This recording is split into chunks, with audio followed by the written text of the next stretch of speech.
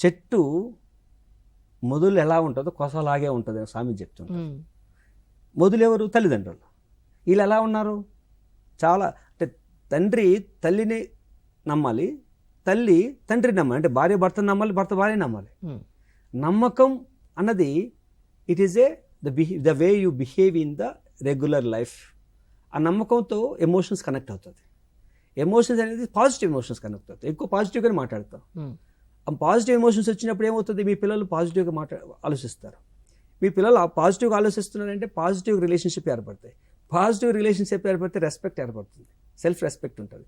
Self respect ఉన్నప్పుడు నువ్వు respect చేసుకున్నప్పుడు ఎదుటి వ్యక్తి యొక్క సెల్ఫ్ను కూడా నువ్వు గాయపరచుకుని ఉండేదానికి ప్రయత్నం చేస్తావు. అలాగా పిల్లల భవిష్యత్తు బాగుండాలంటే తల్లిదండ్రుల యొక్క ప్రవర్తన నియమావళి స్పష్టంగా ఉండాలి.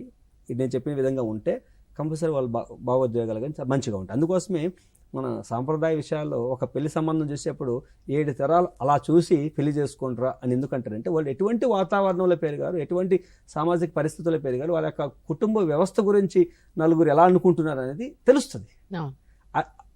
దీన్ని ఎవాల్యుయేషన్ అంటారు. ఓకే, ఇది చాలా ఇంపార్టెంట్. ఓకే.